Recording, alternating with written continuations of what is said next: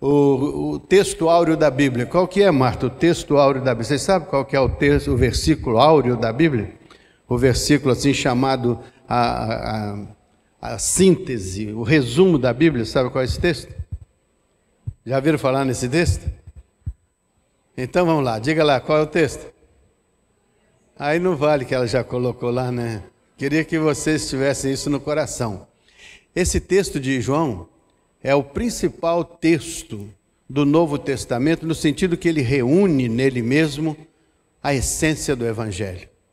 É como se fosse a síntese do Evangelho. Os teólogos chamam de a síntese, o resumo do Evangelho. Porque ele é a essência, é a espinha dorsal. Obrigado. É a espinha dorsal. Então eu gostaria que a Marta deixasse esse versículo lá na tela conosco. João 3,16. Nós vamos ler juntos. Então vamos ler juntos? Porque Deus amou o mundo de tal maneira que deu o seu Filho unigênito, para que todo aquele que nele crê não pereça, mas tenha a vida eterna. Então eu quero falar com vocês hoje, o tema vai ser assim: tome posse das bênçãos que Deus já preparou para você. Tome posse, aproprie-se das bênçãos que Deus já preparou para você.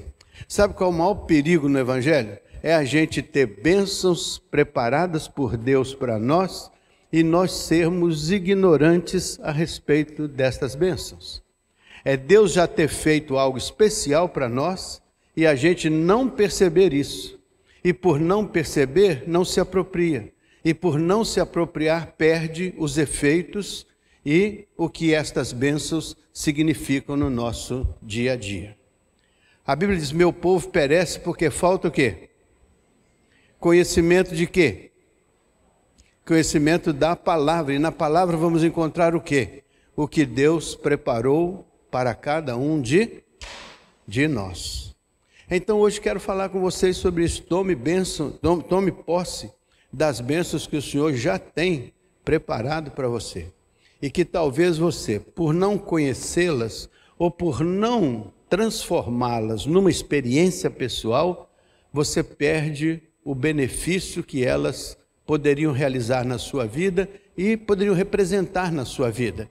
E poderiam abençoar outras pessoas através da sua vida.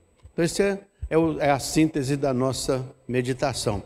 E nós vamos baseá-la nesse texto bíblico. Então a primeira, eu anotei aqui. A primeira coisa é que eu me aproprio da paternidade amorosa de Deus. A primeira coisa importante no Evangelho é eu tomar posse da paternidade amorosa de Deus a meu respeito.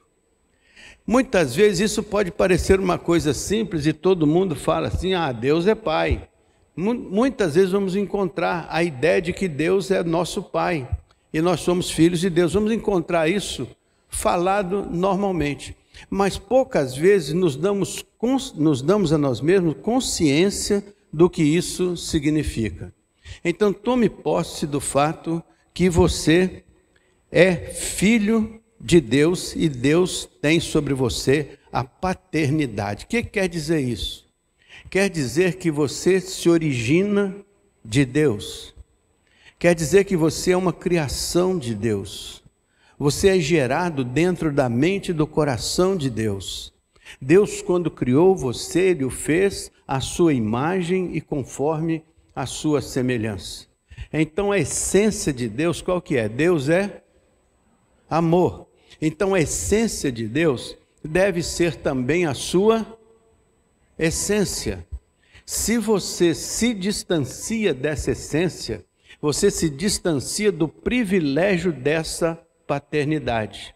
Porque essa paternidade não somente traz para dentro de você a essência do que ela significa, como também ela te dá a autoridade de, baseado nisso, exercer a sua condição de filho. Você só pode ter a condição plena de filho se você tem a condição plena do seu da paternidade que originou essa condição de filho.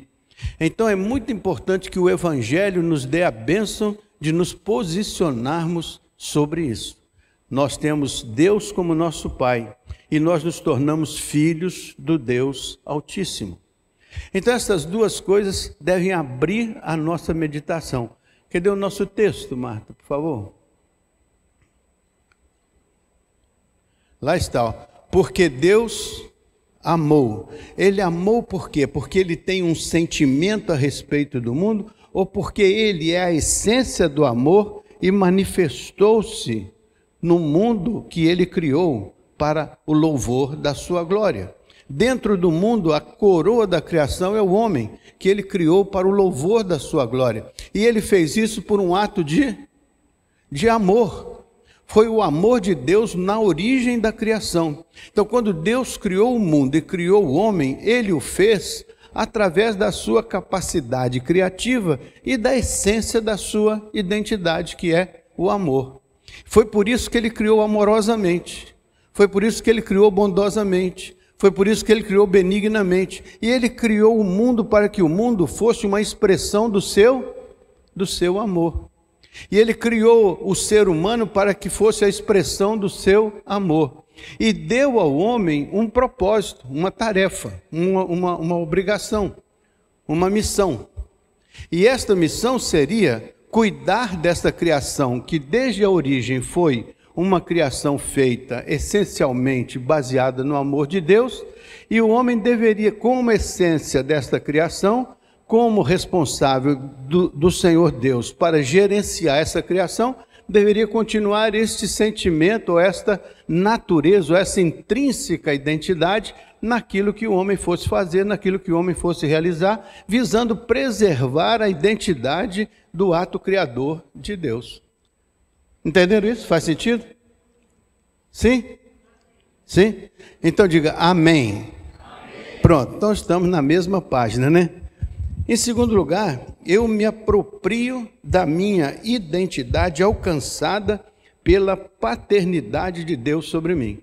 Então, não somente eu me aproprio da paternidade de Deus, mas eu me aproprio da minha própria identidade como filho de Deus. E a Bíblia diz uma coisa interessante. Eu, às vezes, digo que eu sou filho de Deus. E você já ouviu essa expressão? Todo mundo é filho de Deus. Você não ouviu essa expressão? Mas a Bíblia diz que filho de Deus é aquele que estabelece uma relação de filho em relação ao pai, uma relação de identidade. O meu pai, que gerou a minha vida e me fez seu filho. Porque a Bíblia ali está dizendo, ó, Deus amou o mundo de tal maneira que deu seu Filho unigênito para que todo aquele que nele crê não pereça, mas tenha a vida. Então tem uma característica. É preciso que a minha relação com Deus, ela surja de uma confiança, de uma convicção de que Ele tem uma obra em mim e através de mim. E a Bíblia diz que essa obra é fruto do seu amor, é fruto da sua dádiva, mas é fruto também da minha receptividade, porque não teria interesse, nem teria significado nenhum se Ele fizesse e desse tudo isso, mas isso não tivesse uma recepção da minha parte. Se eu não me apropriasse desta relação que Ele estabeleceu e quer que nós a compreendamos e nós a aceitemos. Por isso que a Bíblia diz assim, Deus estava em Cristo, fazendo o quê? Reconciliando consigo o quê? O mundo. Está ali, a essência está aí. Deus estava em Cristo, reconciliando consigo mesmo o mundo. E pôs em nós o quê? A palavra da... Acredite, a palavra da reconciliação. Deus estava em Cristo reconciliando consigo o mundo e pôs em nós a palavra da reconciliação. Quem era a palavra da reconciliação? No princípio era o verbo. O que quer dizer o verbo?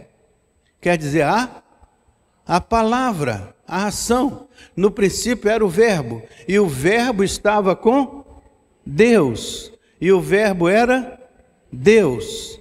Mas o Verbo se fez carne e habitou entre nós, e vimos a sua glória como a glória do unigênito do Pai. Então é uma identidade. O Pai e o Filho formam uma identidade. Então Deus estava em Cristo reconciliando consigo o mundo, as pessoas, a criação de Deus. Deus estava em Cristo para reconciliar consigo o mundo. Por quê? Porque o mundo se desvinculou do Senhor Deus e do seu propósito. Por isso que precisa de uma reconciliação. Por isso que Deus, amando o mundo, enviou seu Filho, com o propósito de reconciliar o mundo. E o que o Filho fez? O Filho colocou em nós esta essência do propósito de Deus, esse querer de Deus, esse amor de Deus, esse agir de Deus, e diz: do mesmo jeito que Deus enviou o seu Filho e exerceu sobre ele uma ação de reconciliação, o Filho também nos envia e exerce sobre nós uma ação de reconciliação. Então Deus estava em Cristo reconciliando consigo o mundo e pôs em nós a palavra da reconciliação. Então qual que é a essência da relação de Deus com o mundo? É uma essência de reconciliação. Então o agir de Deus pelo seu amor não é nos excluir, nem nos dividir, nem nos distanciar, mas o querer de Deus pela sua essência é nos alcançar e nos reconciliar com Ele, para que nesta reconciliação nós formemos um corpo. Então este corpo só é possível de existir se for um corpo reconciliado com Deus e conosco mesmo, sendo que em cada um de nós está a palavra da reconciliação. Então cada um de nós tem que promover a partir da sua experiência pessoal a reconciliação com os demais irmãos, a fim de que o corpo viva em união.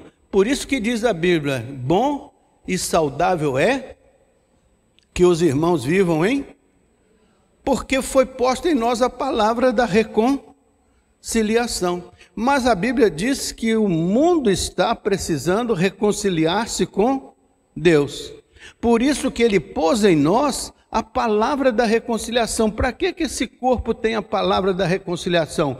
Para levar ao mundo a reconciliar-se com o seu Criador, o seu abençoador. Que o mundo, por estar distante, diz a Bíblia que está em trevas, longe da luz de Deus. Até a nossa divisa missionária aqui, o que diz? Aquele mundo que estava em trevas viu uma grande luz. Então, a Bíblia entende que o homem sem a luz de Deus está perdido na sua escuridão. Então, precisa reconciliar-se com Deus, para que a luz de Deus brilhe na sua experiência pessoal. Se não houver o brilho da luz de Deus na experiência pessoal, se não houver a essência amorosa de Deus dentro do coração do homem, nós seremos pessoas, embora religiosas, perdidas.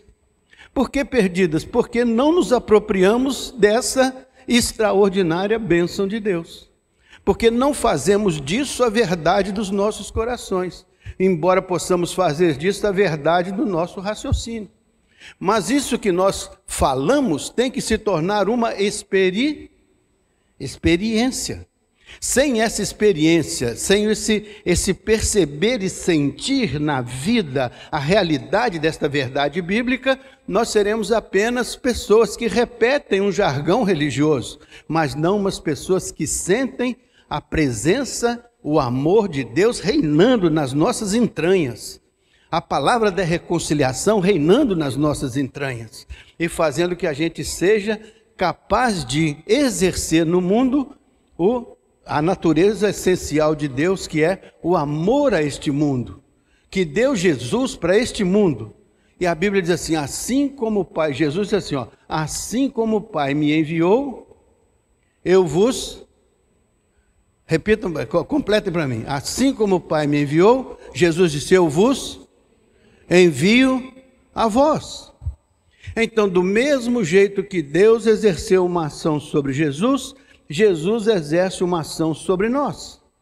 Do mesmo jeito que a essência de Deus se manifestou no Verbo que se encarnou, a essência de Deus através de Jesus se manifesta no corpo que se forma neste lugar, mercê da nossa vinculação com o Pai nosso que está nos céus, mediante Jesus Cristo que nos reconciliou com Deus e pôs em nós a palavra da reconciliação. Então a igreja tem que se apropriar desta verdade, porque isso é que vai trazer a sua identidade de filho de Deus. Então isso é tão importante que você só vai se dar conta disso quando o Espírito Santo tiver a liberdade de comunicar com o seu espírito que você é filho de Deus. Enquanto você estiver repetindo isso pela sua intelectualidade, você pode estar fazendo algo que você aprendeu teoricamente, mas a palavra em si mesma é morta, se o espírito não a vivificar. A letra é morta, o espírito é que a vivifica. Porque a letra é um livro aqui que pode ficar na biblioteca, mas quando esta letra se torna uma ferramenta especial do Espírito Santo e quando ele te convence da verdade, quando ele te convence do juízo, quando ele te convence do pecado, quando o Espírito Santo tem ação na sua vida e ele vai agindo na sua vida e vai aplicando à sua vida a essência da palavra, a palavra se torna encarnada em você. Assim como Jesus se tornou carne, né? No princípio era o verbo, e o verbo se fez. Então, este verbo tem que se fazer carne na nossa vida. Este verbo tem que se tornar presença na nossa vida. E isso só é possível mediante a ação do Espírito Santo. Mas isso não acontece se você não acreditar que a Bíblia é, de fato, a referência de Deus e que Jesus, de fato, realizou o que está dito ali e que o Espírito Santo aplica tudo isso ao nosso entendimento, porque nos convence, por isso que aplica ao entendimento, e nos conduz em toda a verdade, por isso que ele vai sendo nosso. E ele é nosso intercessor, é nosso mediador, intercede por nós, é o nosso consolador, é aquele que aplica toda essa realidade à nossa experiência particular. O Evangelho é essa intronização da essência de Deus na nossa essência humana e carnal. Por isso que a Bíblia diz que nós temos que nos desvestir do velho homem e precisamos nos vestir de um novo homem, criado em justiça que procede de Deus. Então é um trabalho de desvestimento dessa velha mentalidade, de desvestimento dessa natureza carnal, para que nós possamos nos vestir de uma natureza espiritual, de uma natureza predominante espiritual. Por isso que Paulo disse aos discípulos dele: não vos pude falar como a espirituais, mas tive que vos falar como a... Acredite, não vos pude falar como a espirituais, mas tive que vos falar como a carnais. Por quê? Porque sois infantis, como bebês, que não têm maturidade. Tanto que Paulo mesmo diz: quando eu era menino, eu falava como menino, discorria como menino, mas quando cheguei a ser homem, acabei as coisas de menino. Então existe um processo de desenvolvimento, de aperfeiçoamento. E esta palavra de Deus, ela é luz para o nosso caminho, ela ilumina, ela orienta, para que nós possamos nos construir como pessoas, isso aí, trabalhados pelo Espírito Santo que habita em nós. Por isso que Jesus diz: eu não vos deixarei órfãos, mas enviarei o meu Espírito, que estará convosco todos os dias, até a consumação dos séculos. Significa que em qualquer tempo que você nascer, você está dentro desse propósito, porque é até a consumação dos séculos. Então é muito importante entender a paternidade de Deus e a nossa condição de filhos de Deus, para que nós tenhamos isso como a coisa mais superlativa da nossa vida. Então não importa as circunstâncias, eu tenho um pai que é absolutamente confiável, que é absolutamente amoroso, que é absolutamente justo, que é absolutamente cuidadoso, que é extremamente hábil no aplicar a sua disciplina e tem um testamento completo que me orienta, me ensina, me instrui e ainda me dá o Espírito Santo para fazer que isso não seja apenas uma teoria, mas uma experiência da presença e da liderança dele dentro da minha particularidade. Esse é excepcionalmente o que há de mais lindo no Evangelho. É Deus presente na nossa experiência pessoal. Ele como nossa paternidade absoluta e nós como filhos. Filhos rebeldes, filhos desobedientes, filhos manhosos, filhos imaturos, filhos com tantas dificuldades. Mas graças a Deus que temos um Pai que entende essa nossa menos-valia e vai nos ajudando a buscar uma maior valia, nos aperfeiçoando na convivência e no relacionamento com Ele. Até aí? Então saiba agora, Deus amou o mundo, isso inclui você, isso me inclui, de tal maneira, agora você vai me ajudar a expressar essa tal maneira. Quanto que é isso? Quantos quilos disso? Quantos metros disso? Qual a intensidade disso? Nenhum de nós é capaz de definir, porque transcende até a compreensão do escritor João. Ele não sabia que palavra colocar, então ele disse: o amor de Deus é tão grande que ele nos amou de tal maneira, e a única maneira de você referenciar isso é seguindo o passo seguinte: foi de tal maneira que ele deu-se a si mesmo por nós.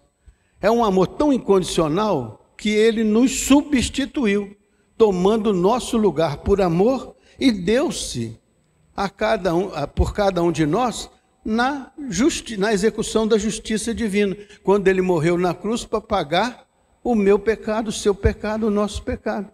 Ele assumiu a nossa condição para que nós pudéssemos assumir a condição dele, a condição de um pai amoroso e de um filho resgatado, de um filho adotado na sua paternidade. Por isso que a Bíblia diz que nós somos filhos por adoção. Ele nos adotou, porque nós não nascemos da natureza dele, gerado nele, no sentido de um pai que tem uma relação sexual com a mãe e nasce um filho. Né? Ele diz para o Nicodemos: quem nasce da carne é carne, quem nasce do sangue é sangue, mas você tem que nascer do alto. Então esse nascimento espiritual que faz de nós novas criaturas, no mesmo corpo, no mesmo cenário, na mesma cabeça, no mesmo coração, mas um fato novo: nascemos do alto, nascemos do Espírito. O Espírito de Deus transformou nossa vida em templo da sua morada. É isso que faz a essência de Deus chegar até nós. Mas se nós não temos consciência disso, se não compreendemos isso, se não adotamos isso, nós ficamos ignorantes disso. Então isso não tem o menor valor ou o menor sentido para nós.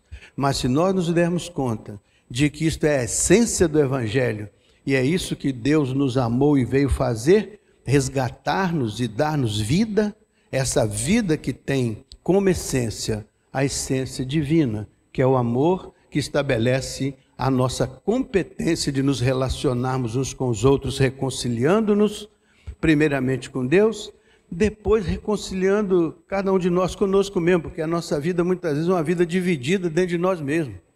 Às vezes nem sabemos quem nós somos.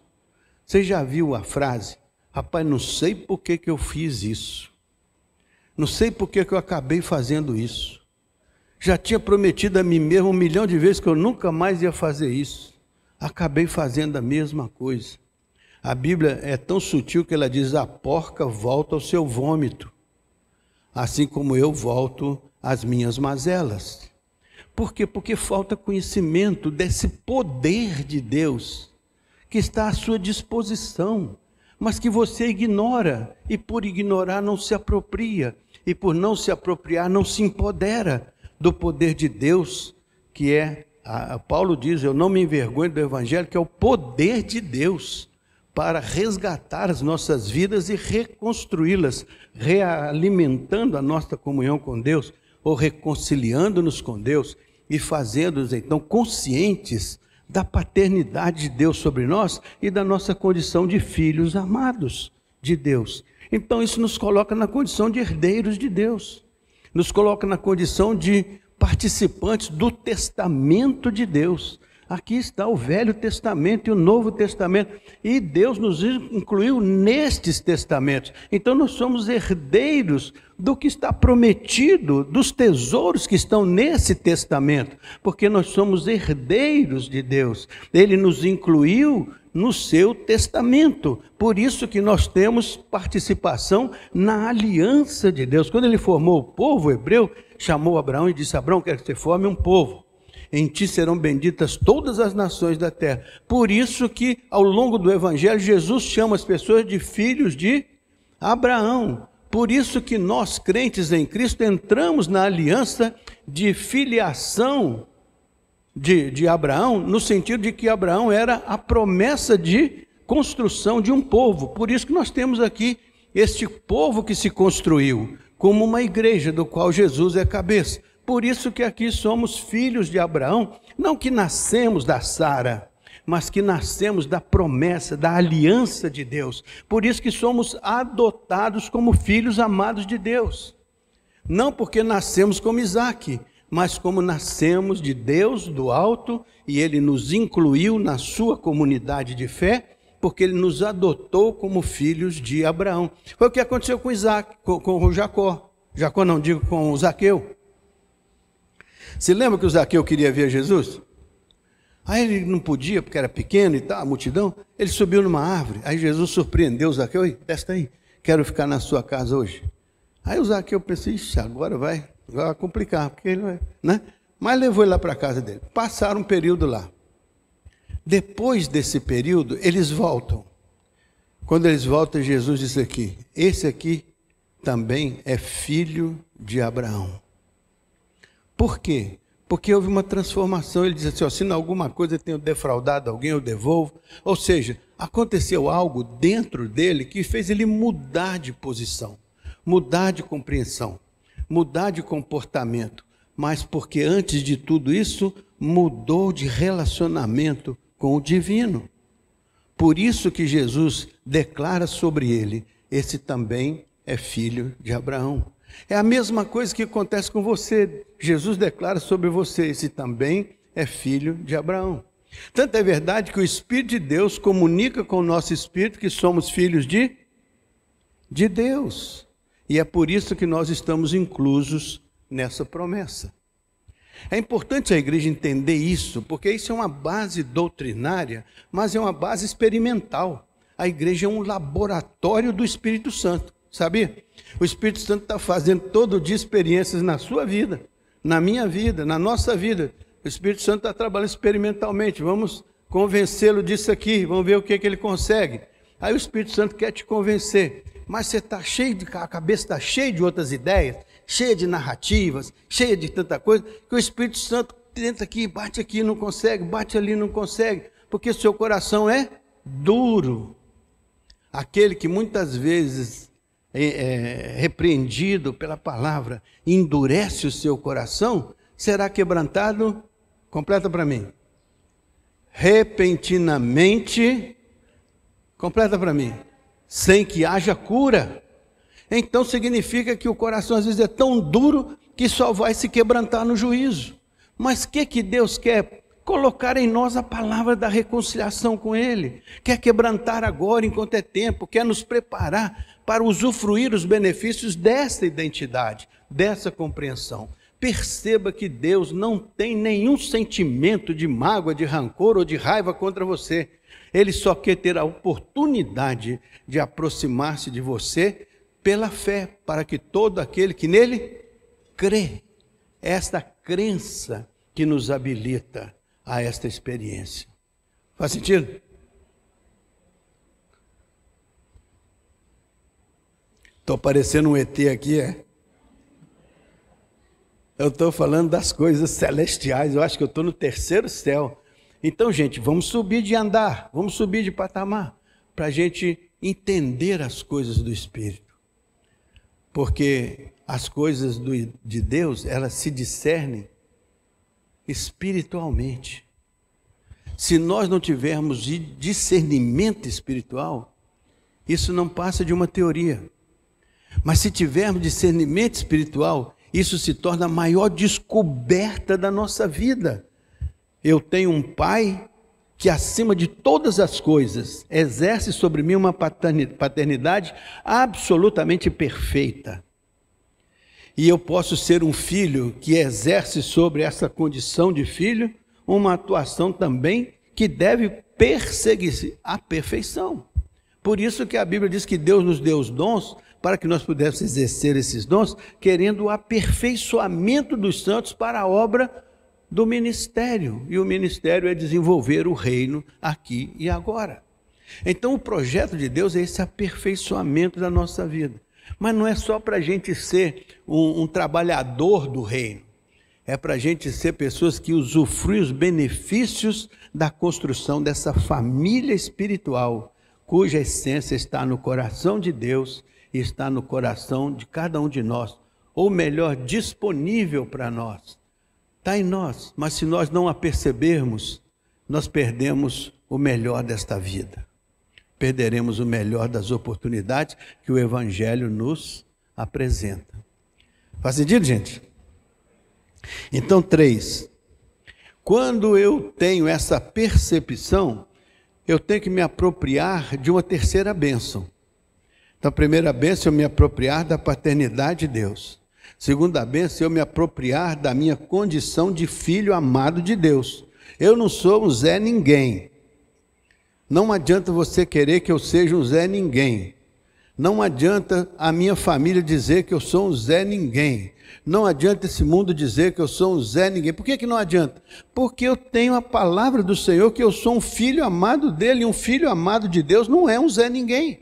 É uma pessoa especial. Mas se eu não tenho consciência disso, eu vou permitir que todo mundo me dê um apelido, todo mundo me nomeie, todo mundo exerça sobre mim qualquer tipo de declaração. Mas rejeite a partir de hoje qualquer tipo de declaração que não venha desta origem. Eu sou um filho amado de Deus. Ah, mas você é rebelde. Eu sou um filho amado de Deus, cheio de mazelas. Mas o Senhor está me curando e vai me curar, e vai me restaurar, e vai me aperfeiçoar, e vai me qualificar, e vai honrar o nome dele na minha vida, e eu vou ser absolutamente feliz e bem-aventurado, porque a obra que Deus vai fazer na minha vida é muito superlativo ao que qualquer outra obra possa fazer. Por isso que grandes coisas vão acontecer neste lugar. E as grandes coisas, meus irmãos, são essas descobertas. A bênção de sermos especiais aos olhos de Deus. Por isso que a Bíblia diz que o maligno não nos toca. Por que o maligno não nos toca? Porque nós temos consciência de que somos propriedade especial do Senhor.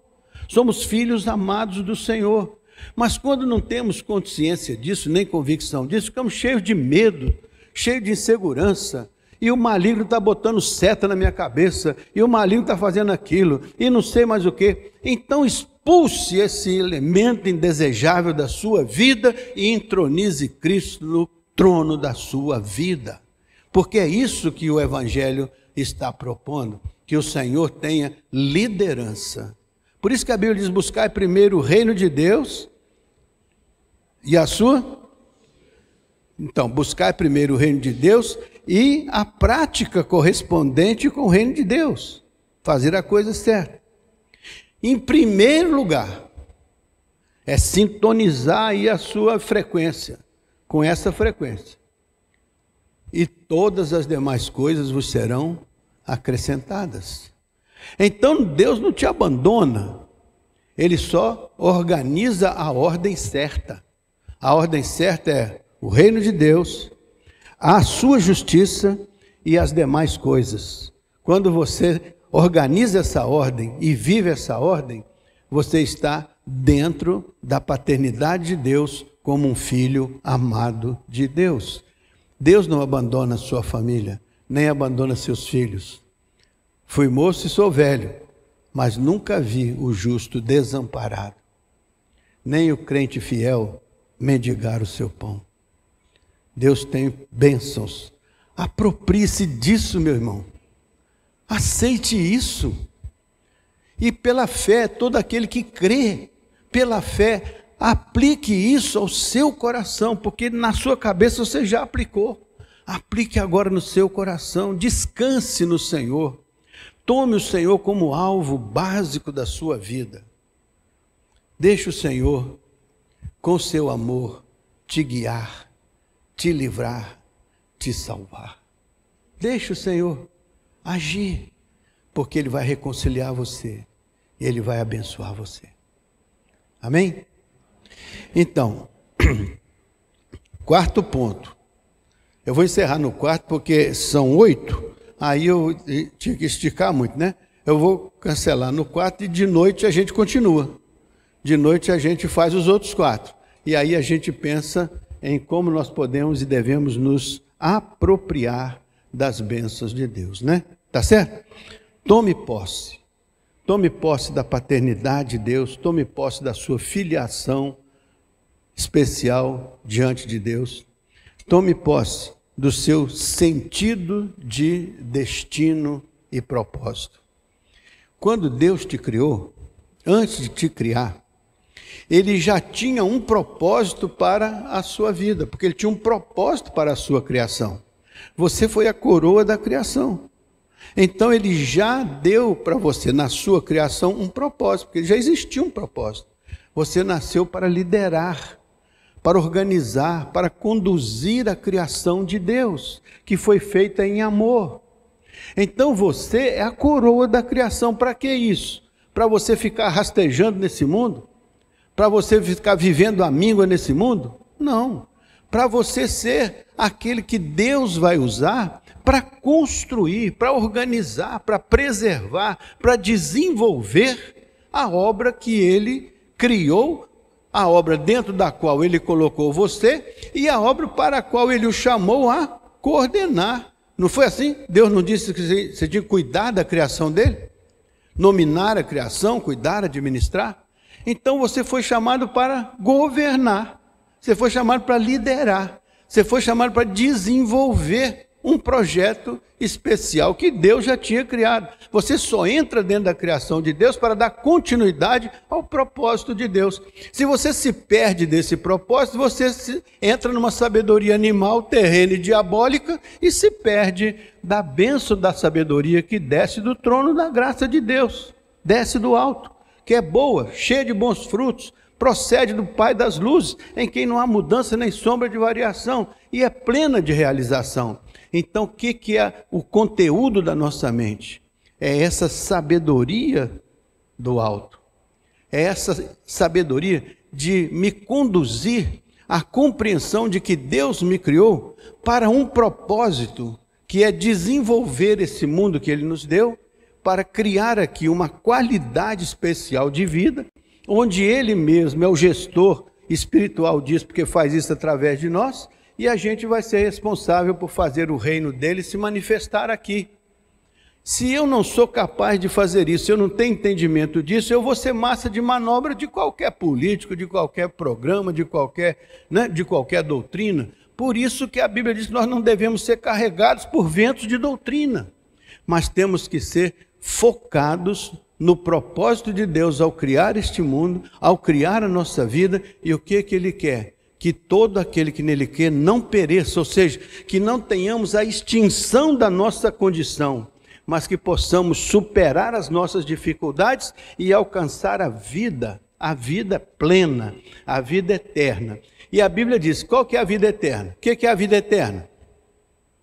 Jesus diz claramente, a vida eterna é esta, que conheçam o Deus verdadeiro e a seu Filho, a quem Ele enviou.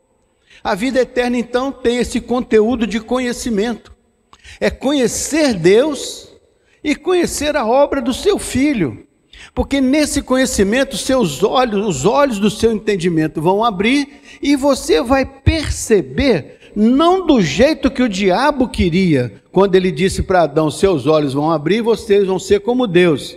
Mas quando Deus tira a venda dos nossos olhos, a Bíblia diz que Ele nos habilita a entender o conteúdo divino, a natureza de Deus e sua obra. E aí nós entramos dentro disso. E ao entrar dentro disso, diz a Bíblia que nós descobrimos uma outra vida, que não é a vida da carne nem do sangue, mas a vida de Deus, a essência de Deus, que vai acontecer em nós e vai ser aperfeiçoada em nós, e nós vamos perceber as coisas da vida espiritual que nós não percebemos, porque não nos apropriamos disso que Deus já fez e já prometeu para cada um de nós.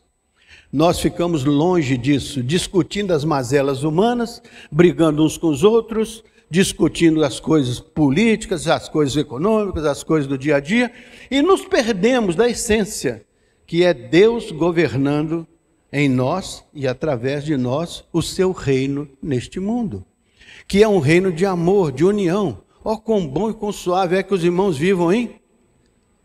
Então, o diabo não é dono de coisa nenhuma nesse mundo, meus irmãos. O diabo é um invasor de propriedade. A propriedade deste mundo é do Senhor, é a terra, sua plenitude, o mundo e aqueles que nele habitam. Do Senhor é o ouro e a prata, do Senhor. Então o que o diabo está fazendo dentro desse mundo? Invadindo a propriedade divina, invadindo o cenário de Deus. E fez o quê? Invadindo e desvirtuando e enganando. Ele veio matar, roubar, destruir. A Bíblia diz que ele é o pai da mentira. E Deus fala sobre ser a verdade. Jesus disse, eu sou a verdade. Então existe um conflito espiritual. E nós muitas vezes não entendemos esse conflito. E ficamos brigando uns pelos outros pela carne, pelo sangue. Mas não entendemos que nós temos que passar para o andar de cima. É chegar lá na região celestial, onde o Senhor Jesus está à direita do Pai, e nós estamos em Cristo juntamente com Ele à direita do Pai, e percebemos as coisas espirituais, e Ele pôs em nós o Espírito Santo para nos conduzir nesse mundo, percebendo as coisas espirituais, e experimentando as coisas espirituais, e vivendo as coisas espirituais. E a Bíblia diz que Ele vai colocar um rio de águas vivas dentro do nosso coração, que vai saltar de dentro para fora. Então não é de fora para dentro que vem as coisas, é de dentro para fora que o Senhor trabalha conosco. Por isso que Ele nos convida a sermos novas criaturas, não feitas pelas narrativas humanas, mas novas criaturas feitas pela revelação do Espírito Santo, usando a palavra e aplicando a essência de Deus aos nossos corações. Meus irmãos, isso é a beleza do Evangelho. Isso é a transformação de vida que o Evangelho propõe. Isto é o nascer de novo. Isto é ver um mundo com outros olhos. É desvendar. A Bíblia diz que o diabo cegou os olhos do nosso entendimento. Mas a Bíblia diz que Deus abriu os olhos do nosso entendimento. Então isso que eu estou pregando aqui é o esforço de mostrar para vocês que Deus tem a abertura dos nossos olhos para a experimentação de um mundo espiritual, cheio da sua graça, do seu poder e da sua glória, para que nós pudéssemos ser mais do que vencedores, onde a gente muitas vezes é derrotado por não perceber a paternidade de Deus, a nossa condição de filhos, o propósito e o destino que Ele tem para cada um de nós. Nosso destino não é viver engalfinhando uns com os outros, nosso destino é a casa do nosso Pai. Jesus diz, onde eu estiver, quero que vocês estejam também. Por isso que eu vou preparar lugar para vocês. E quando isso tudo estiver certo, eu virei e vos levarei para mim mesmo, para que onde eu estiver, estejais vós também. Esse é o destino do qual nós precisamos nos apropriar. Nós não somos cidadãos apenas deste mundo. Nós somos cidadãos dos céus, com um endereço particular e temporal aqui neste mundo. Nossa ideia aqui é de transitoriedade. E eu vou lembrar a vocês uma coisa que vocês não conseguem lembrar. E eu sei que vocês não têm condições de lembrar. E vocês jamais viram isso na vida. Mas vocês vão morrer um dia. Sabiam disso? A sua vida temporal vai terminar um dia. Sabia disso? Você não sabe, sabe por quê? Porque você não se dá conta de que isso é verdadeiro. Quando você se der conta de que isso é verdadeiro, você vai dizer assim, e depois dessa transitoriedade, habitarei com o Senhor eternamente.